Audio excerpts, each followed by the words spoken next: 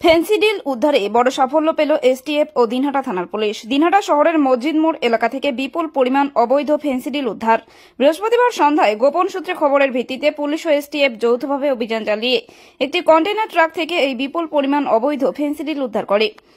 জানা গিয়েছে, ইউপি নম্বরের একটি কন্টেইনার ট্রাক দিনহাটা সীমান্ত এলাকার দিকে যাচ্ছিল। ঠিক সেই সময়ই পুলিশ ও এসটিএফ মসজিদ মোড় এলাকায় ওই গাড়িটিকে আটক করে। সেখানে প্রায় 22,200 বোতল অবৈধ ফেন্সিডিল উদ্ধার করা ছাড়াও প্রচুর পরিমাণ চাপানের মাটির ভার উদ্ধার করে এসটিএফ ও পুলিশ।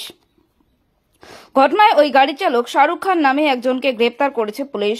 ধৃতের বাড়ি উত্তরপ্রদেশের হাপুর এলাকায়। পুলিশ সূত্রে আরও জানানো হয় যে বাজেয়াপ্ত হওয়া এই বিপুল পরিমাণ ফেন্সিডিলের আনুমানিক বাজার মূল্য প্রায় 60 লক্ষ টাকা। এদিকে ঘটনার পরে সন্ধ্যায় দিনহাটা ডেপুটি ম্যাজিস্ট্রেটের উপস্থিতিতে ফেন্সিডিল উদ্ধারের প্রক্রিয়াটি ভিডিওগ্রাফি করা হয় এবং ওই গাড়ি চালককে গ্রেপ্তার করা ছাড়াও অবৈধ ফেন্সিডিল বাজেয়াপ্ত করে পুলিশ। এই ফেন্সিডিল পাচারের চক্রে আরও কেউ জড়িত রয়েছে কিনা বা এর পেছনে বড় ধরনের কোনো মাফিয়া ও যোগসূত্র রয়েছে কিনা সমস্ত বিষয়টি খতিয়ে দেখছে দিনহাটা থানার পুলিশ। আজ শুক্রবার গ্রেপ্তার ব্যক্তিকে কোচবিহার এনডিপিএস আদালতে পাঠায় দিনহাটা থানার পুলিশ।